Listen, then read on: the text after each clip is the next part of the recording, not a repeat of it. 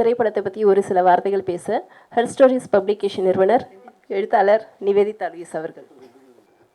இந்த திரைப்படத்தை நான் பார்க்கணும் அப்படின்னு விரும்பி என்னை கூப்பிட்டவர் தோழர் ஆனந்த் குமரேசன். இன்றைக்கி அவர் வர முடியல, ஸ்கிரிப்டில் அவர் வேலை செஞ்சுருக்கிறாரு. First day first show Kamala தேட்டரில் பார்க்குறதுக்கு போயிருந்தோம். நானும் என்னுடைய தோழர் பச்சைக்கிளியும் 2 பேரும் போயிருந்தோம்.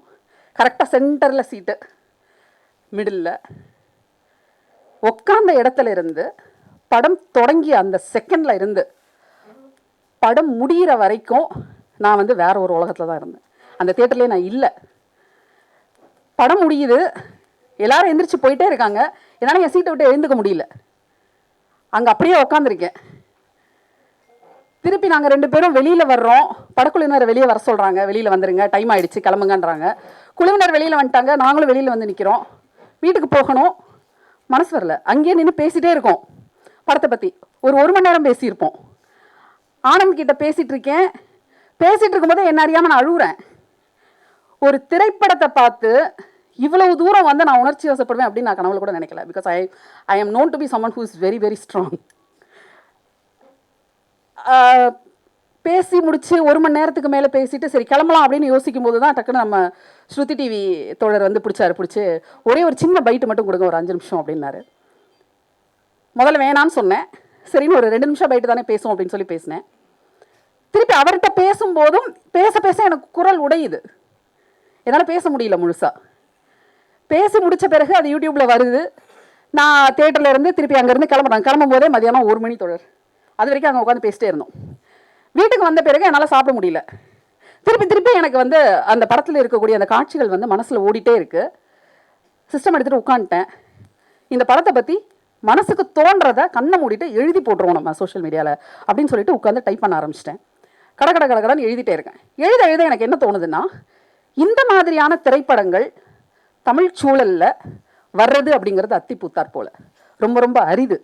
மக்களுடைய வாழ்வியலை பக்கத்திலேயே உட்காந்து பார்த்து ரசிக்கக்கூடிய, அவர்களோடு அழக்கூடிய ஒரு வாய்ப்பு இதுவரைக்கும் தமிழ் சினிமாவில், குறிப்பாக இஸ்லாமிய வாழ்வியல் குறித்து வந்த திரைப்படங்கள் பேசலை. இஸ்லாமிய வாழ்வியல் குறித்து வந்த திரைப்படங்களின் எண்ணிக்கை மிக மிக குறைவு. அப்போது இதை இப்படியே விட்டுறக்கூடாது, இதை ஏதாவது செய்யணும்னு மனசில் தோணிகிட்டே இருக்குது. யோசிச்சுக்கிட்டே தான் நான் அதை எழுதுகிறேன். எழுதி முடித்தோடனே நான் மீரா தோழருக்கு அதை அனுப்பிச்சேன். நம்பர் வாங்கி அவர்கிட்ட பேசினேன்னு நினைக்கிறேன். ஒரு வாய்ஸ் மெசேஜ் மட்டும் போட்டேன். அவர் ஒரு பதில் போட்டார். போட்ட பிறகு அதை திருப்பி ஹர் ஸ்டோரிஸுடைய வலைப்பக்கத்துலேயே அதை பதிவு பண்ணேன். பதிவு பண்ண பிறகு தான் எனக்கு இதை ஏன் நம்ம இதை ஒரு சின்ன நிகழ்ச்சியாக நடத்தி இந்த திரைப்படத்தை பற்றி நம்ம பேசக்கூடாது. அதுக்கப்புறம் இந்த திரைப்படம் குறித்த பல விமர்சனங்கள் தொடர்ச்சியாக வர ஆரம்பிக்குது சமூக ஊடகங்களில். அதை வேடிக்கை பார்க்க ஆரம்பிக்கும் போது தோணுது, இல்லை இது நிச்சயமாக இந்த திரைப்படத்திற்கான ஒரு நிகழ்ச்சி நம்ம கட்டாயமாக ஏற்பாடு பண்ணிடணும் அப்படின்னு. அப்போ தான் நான் அன்வர் தோழர்கிட்ட பேசுகிறேன். ஒரு நிகழ்ச்சி ஏற்பாடு பண்ணலான்னு இருக்கேன் நான். அப்படின்னா என்ன நிகழ்ச்சி ஏற்பாடு பண்ண போகிறீங்கன்னு கேட்டார். பாராட்டு விழாவா அப்படின்னு கேட்டார். வெற்றி விழா அப்படின்னு சொன்னேன். Over confidence. ஆனால் வெற்றி விழா. ஏன்னா இந்த படம் பேசும் அரசியல் மிக மிக நுட்பமான அரசியல். இந்த படத்தை நம்ம தூக்கி பிடிக்கிறதுக்கான காரணமும் அரசியல் காரணம் தான். இஸ்லாமிய சமூகம் தமிழ்நாட்டை பொறுத்த வரைக்கும் ஒரு ஒடுக்கப்பட்ட சமூகமாக, ஒரு ஓரங்களில் லிவிங் இன் த மார்ஜின்ஸ்னு சொல்லுவோம் ஆங்கிலத்தில், அப்படி வாழக்கூடிய ஒரு சமூகம். அந்த சமூகத்துடைய கதையை அவங்க வாயில இருந்து உள்ளிருந்து பேசக்கூடிய ஒரு குரலாக மீராவுடைய குரலை நான் பார்க்குறேன்.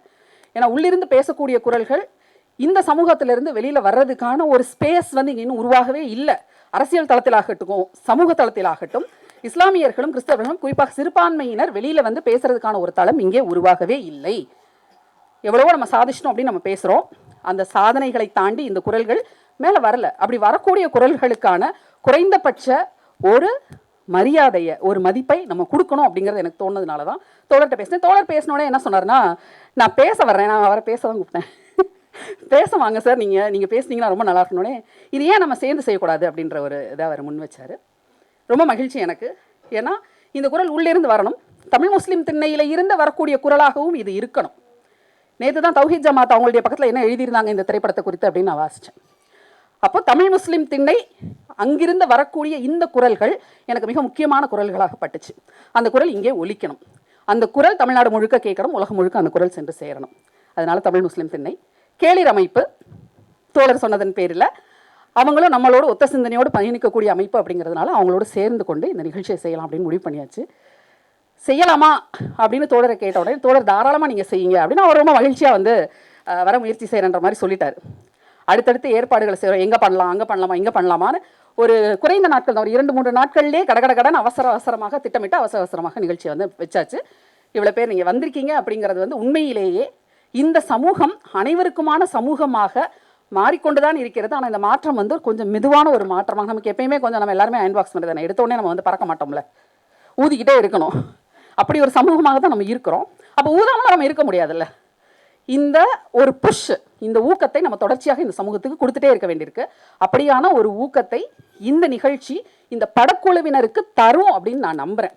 ஏன்னா உண்மையான சினிமா அப்படின்னு நம்ம சொல்லக்கூடிய நேர்த்தியான உண்மையை மட்டும் பேசக்கூடிய சினிமா அப்படிங்கிறது தமிழில் அதிகமாக வர்றதில்லை. பெரிய பட்ஜெட் படங்களாக ஹீரோக்களை மட்டுமே முன்வைத்து வெறும் ஹீரோயிசத்தை மட்டுமே நம்பி வெறும் சத்தத்தின் கதறலாக அலறலாக வரக்கூடிய திரைப்படங்களை தான் இப்போ நம்ம பார்த்துட்ருக்கோம். அப்படி இருக்கக்கூடிய இந்த சூழ்நிலையில் ஒரு நாஸ்டால்ஜியாவுக்குள்ளே இந்த சமூகத்தை கொண்டு போய் இப்படிலாம் நம்ம வாழ்ந்திருக்கோம், இப்படித்தான் நம்ம வாழ்க்கை இருந்துச்சு, இன்றைக்கி நம்ம எப்படி இருக்கோம் அப்படின்னு இன்ட்ராஸ்பெக்ட் பண்ணுறதுக்கான ஒரு ஸ்பேஸை இந்த படம் உருவாக்கி கொடுத்துருக்கு. இந்த படத்துடைய மிக முக்கியமான ஒரு பலமாக அதை நான் பார்க்குறேன். வெறுமனே நாஸ்டால்ஜியாக நம்ம அதை பார்த்துட்டு ஐயோ நம்ம கடலை மிட்டாய் சாப்பிட்டோம், ஐயோ நம்ம வந்து சோப்பு தூக்கி குடத்துக்குள்ளே போட்டோம், அப்படி இல்லை. அதை தாண்டி இன்றைக்கி நம்ம எவ்வளோ தூரம் பயணித்து வந்திருக்கிறோம், வெறுப்பின் வாசலில் நின்று கொண்டு நம்ம என்னெல்லாம் சந்திச்சுட்டு இருக்கோம், அதை எப்படி நம்ம காம்பேக்ட் பண்ண வேண்டியிருக்கு அப்படிங்கிறதையும் இந்த படம் நம்மளை சிந்திக்க தூண்டி இருக்கு அப்படின்னு சொல்லணும். அந்த வகையில் பார்க்கும் பொழுது இந்த நிகழ்ச்சி மிக முக்கியமான நிகழ்ச்சியாக ஹர் ஸ்டோரிஸுக்கு தோன்றுகிறது. ஹர் ஸ்டோரிஸ் உங்கள் எல்லாருக்குமே தெரியும், பெண்ணிய பதிப்பகம், பெண்ணியத்தை முன்வைத்து பேசக்கூடிய ஒரு பதிப்பகம். இந்த திரைப்படம் பேசுவது இஸ்லாமிய பெண்களுடைய பெண்ணியம், அவங்களுடைய வாழ்வியல். ஒரு 40 ஆண்டு காலமாக இஸ்லாமிய பெண்கள் எங்கிருந்து எங்கே வந்திருக்காங்க, வாயை திறந்து பேசக்கூட வாய்ப்பு கிடைக்காத ஒரு இடத்துல இருந்து என்னுடைய திருமணம் அப்படின்றது என்னுடைய தெரிவு, என்னுடைய தேர்வு, எனக்கு சிக்கன் மான்சோ சூப் வேணா எனக்கு சிக்கன் மான்சோ வேணும்னு சொல்லக்கூடிய இடத்திற்கு இஸ்லாமிய பெண்கள் அந்த தெளிவுக்கு நகர்ந்து வந்திருக்கிறாங்க. நூலகங்கள் இருக்கின்றன, பெண்கள் என்ன படிக்கிறாங்க அப்படிங்கிறத மாயா ஏஞ்சலோ தொடங்கி எல்லாருடைய கோட்டும் இந்த படத்தில் வருது. அப்போ பெண்களுடைய வளர்ச்சி அப்படிங்கிறது வெறுமனே வந்து அது ஒரு சின்ன ஒரு குறுகன வட்டத்துக்குள்ளே போய் இஸ்லாமிய பெண்கள் பர்தா போடுவது, புர்கா போடுவது அப்படின்றதான் பெண்ணியமாங்கிறத தாண்டி, புர்கா போட்டாலும் பரவாயில்ல, நாங்கள் பண்ண வேண்டிய வேலைகளை அதை போட்டுக்கிட்டாவது நாங்கள் பண்ணுறோன்ற இடத்திற்கு, அந்த சாய்ஸ், இன்ஃபார்ம்டு சாய்ஸ், அதை நாங்கள் முடிவு பண்ணிக்கிறோன்ற இடத்துக்கு பெண்களை வந்து இன்றைக்கி நகர்ந்து வந்திருக்காங்க அப்படிங்கிறதையும், அசர்ட்டிவாக இருக்காங்கன்றதையும், ஃபினான்ஷியல் இண்டிபெண்ட்டாக இருக்கக்கூடிய இடத்திற்கு இஸ்லாமிய பெண்கள் நகர்ந்திருக்காங்க அப்படிங்கிறதையும் ஒரு 40 ஆண்டு கால டைம் ட்ராவல் பண்ணி இந்த திரைப்படம் நமக்கு சொல்லுது. அதனால தான் ஹர் ஸ்டோரிஸ் மாதிரியான ஒரு பெண்ணி அமைப்பு இந்த திரைப்படம் குறித்து ஒரு நிகழ்ச்சியை முன்னெடுக்கிறது அப்படிங்கிறதையும் இந்த இடத்துல நான் சொல்ல விரும்புகிறேன். இந்த நிகழ்வுக்கு வந்திருக்கக்கூடிய உங்கள் அனைவருக்கும் என்னுடைய நன்றி. இன்விடேஷனில் பேர் போட்டு அப்புறம் பேசாமல் போனால் வந்து சபைக்கு மரியாதை இல்லை அப்படிங்கிறதுனால ஒரு 2 நிமிஷம் மட்டும் படத்தை பற்றி நான் பேசணும் அப்படின்னு விரும்புகிறேன். படத்தை பற்றி தான், வேற இஸ்லாமிய வாழ்வியல் அப்படிலாம் மறுபடியும் வந்துட்டு திருப்பிலாம். நன்றி. இல்லை இருந்தாலும் கொஞ்சம் மயமாக இருக்குதுல்ல. மீரா தொடர் நான் இன்னைக்கு தான் முதல் முறையாக பார்க்குறேன், இந்த மேடையில் தான் அவரை நான் முதல் முறையாக பார்க்குறேன். அந்த படத்தை பார்த்துட்டு ஒரு ஆடியோ மெசேஜ் அனுப்புகிற வரைக்கும், அவருடைய எண்ணெய் வாங்கி ஆடியோ மெசேஜ் அனுப்புகிற வரைக்கும் அவர் யாருன்னு எனக்கு தெரியாது. இந்த படத்தில் நடித்த யாரையுமே எனக்கு தெரியாது. நான் அதிகமாக சினிமா பார்க்கக்கூடிய நபரும் இல்லை. நிறைய வாசிக்கிற நபர், நிறைய எழுதுகிற நபர், நிறைய பயணிக்கிற நபர், நிறைய மனிதர்களோடு பேசக்கூடிய ஒரு நபர். I'm a traveller. I love travelling, I love meeting people. அப்போ இந்த படத்தில் இருந்த ஏதோ ஒன்று என்னை அந்த இடத்துல கட்டி போட்டுச்சுல்ல, அந்த தேட்டரை விட்டு வெளியில் வர விடாமல் என்னை பண்ணுச்சுல்ல, அது என்ன அப்படின்றத நான் ஒரு வாரமாக நான் யோசிச்சுட்டே இருக்கேன். எது என்னை பிடிச்சி கட்டி வச்சிச்சு அந்த தேட்டரில்? நாஸ்டால்ஜியாவா? நாஸ்டால்ஜியா எல்லாருக்கும் நாஸ்டால்ஜியா இருக்க தான் செய்யும். நாஸ்டால்ஜியா இல்லை. இஸ்லாமிய வாழ்வியல் இது வரைக்கும் சொல்லப்படாத ஒரு விஷயத்தை அந்த படம் பேசியிருக்கா? அதனால எனக்கு அந்த ஆர்வத்தில் நான் அப்படி உட்காந்துருக்கேனா? அதையும் யோசிச்சு பார்த்தேன். இல்லை, பர்சனலாக இந்த படம் என்னோட ஒரு இடத்துல கனெக்ட் ஆகுது. என்னுடைய இணையர் இதே மாதிரி தான், வெளிநாட்டில் வேலை செய்கிறாரு, வருஷத்துக்கு ஒரு முறை வீட்டுக்கு வரக்கூடிய ஒரு நபராக இருக்கிறார். தலைவா ஹாய். இன்னைக்கு காலையில் தான் வந்திருக்காரு. 6 மாதத்துக்கு பிறகு இன்னைக்கு தான் பார்க்குறேன். இன்னும் நாங்கள் வந்து ஒழுங்காக உட்காந்து ஒரு 5 நிமிஷம் கூட பேசலை. இன்னைக்கு பகல் ஃபுல்லாக நாங்கள் ஓடிட்டே தான் இருந்திருக்கோம். அந்த விதத்தில் எனக்கு அந்த படம் டச் ஆகுதா? ஏன்னா அது என்னுடைய கதையும் சேர்த்து பேசுது. அப்படி டச் ஆகுதா? அப்படியும் இல்லை, இருக்கலாம், அதுவும் இருக்கலாம். ஆனால் இது எல்லாத்த விட முக்கியமாக இங்கே இவ்வளோ பேர் நீங்கள் வந்து உட்காந்துருக்கீங்கல்ல, உங்களுக்கும் இந்த படத்துக்குமான ஒரு தொடர்பு ஏதோ ஒன்று இருக்குல்ல. நிறைய புதுமுகங்கள், நிறைய எனக்கு தெரியாத தோழர்கள் தான் இங்கே வந்திருக்கீங்க, உட்காந்துருக்கீங்க. அப்போ நம்ம எல்லாத்தையும் சேர்த்து இந்த இடத்துக்கு கொண்டு வந்தது எது? சம்திங் இஸ் தேர்ல, ஏதோ ஒன்று இருக்குல்ல. அது என்னவா இருக்கும்னு நீங்கள் நினைக்கிறீங்க? What you think it is? என்னவா இருக்கும்னு நினைக்கிறீங்க? ஆடியன்ஸ் கிட்டே கேள்வி கேட்போம் உங்களை. உண்மை. ஓகே, உண்மைன்னு சொல்கிறாரு. ஓகே, உண்மை இருக்க தான் செய்யுது. இன்னும் ஏதோ ஒன்று. சாயம் பூசாத ஒரு நடிப்பு. ஓகே, வேற சொல்லுங்கப்பா. நீங்கள் தான் பதில் சொல்லணும். ஆடியன்ஸ் அமைதியாக இருந்தால் என்ன பண்ணுறது? நீ ஏன் வந்தீங்க இங்கே? வாரடியால பேசுது. Good good. ஆடியன்ஸ் வேற எது அவங்களை இங்கே கூட்டு வந்துச்சு? இன்னைக்கு பெண்களை பேசுது. ஓகே, நீ பெண்ணியவாதியாவே இரியா நீ. வேற எது அவங்களை இங்கே கூட்டிட்டு வந்துச்சு? இந்த இடத்துக்கு உங்களை அழைத்து வந்தது எது? யதார்த்த கள நிலவரம். Very good. ஏதோ ஒரு விஷயம் இந்த படத்துல எல்லார் லைஃபையும் டச் பண்ற மாதிரி இருக்கு. அதை தான் என்னன்னு கேட்குறேன். காதல். இன்னும் இது அபுதாயர் பின்னாடியே தான்டா இருக்கு, பின்னாலே தான் இருக்குது. வேற காதல். அந்த காதல்ன்றதை இன்னும் கொஞ்சம் மாத்தி நீங்க சொல்லி பார்க்கலாமா? அன்பு. பியூட்டிஃபுல். கை தட்டுங்க, சொன்னாலே கை தட்டுங்க. அன்பு. எதையுமே எதிர்பாராமல் இன்னொருவர் மீது நாம் கொண்டிருக்கக்கூடிய அன்பு. ஹபீபி, மை டியர். அன்பு காதலா இருக்கலாம், பாசமா இருக்கலாம், எதா வேணாலும் இருக்கலாம். அல்டிமேட்டா ஒரே ஒரு விஷயம் தான் இந்த உலகத்துல ரொம்ப முக்கியமானதுன்னு நான் நினைக்கிறேன். மனிதம், ஹியூமனிட்டி. நம்ம எல்லாரும் அது இருக்கிற மனுஷங்க தானே. யாரோ ஒருத்தருக்கு வலிக்கும் போது நமக்கும் அது வலிக்குது இல்லை? இந்த படத்துல ஒரு கேரக்டர் அழுவும் போது நமக்கு அது வலிக்குது இல்லை? இந்த படத்துல எனக்கு ரொம்ப பிடிச்ச அந்த ஒரு சீன் மட்டும் நான் சொல்லிடுறேன். சாலிஹா கேரக்டர் வந்து கணவர் வெளிநாட்டிலேருந்து வந்திருக்கிறாரு. இவங்களுக்கு தனியாக ஏதாவது கொண்டு வருவாங்கன்னு பார்த்துட்டே இருக்காரு. இவர் 3 பொம்பளைங்களுக்கும் ஒரே மாதிரி சேலை கொடுக்குறாரு. எவ்வளோ ஆத்திரம் வரும் நிஜமாவே. நானா இருந்தா அந்நேரம் கத்தி எடுத்துட்டு போய் சொருகி இருப்பேன். ஒரே சொருக்கு. ஏயா எனக்கு ஒரு 100 ரூபாய் விலை ஜாஸ்தியா ஒரு சேலை தனியா வாங்கி தரல உனக்கு அப்படின்னு அந்த பொண்ணு அந்த கோவத்தோடயே போகுது. நம்மளால வேற லேபிள் ஒட்டி கொண்டு போறாரு. உனக்கு வேற பார்சல் வந்திருக்கு அப்படின்னு தூக்கிட்டு போய் கொடுக்குறாரு. அந்த மேல மாடியில் அந்த அறையில நடக்கக்கூடிய அந்த சின்ன உரையாடல் கூட இல்லை, அது ஒரு ஊடல். நீ எனக்கு எதுவும் கொண்டு வரல அப்படின்னு. ஆனா அந்த ஊடல் அதை பேசிக்கிட்டே இருக்கும்போது அக்கா என்ன செஞ்சுட்டு இருக்கும் தெரியுமில? தெளிவா வந்து மேல இருக்கிற ஜமுக்கால எடுத்து படுக்கையில விரிச்சிட்டு இருக்கும். கோவமா இருக்காங்களாம். என்ன ஒரு கோவம் பாருங்க.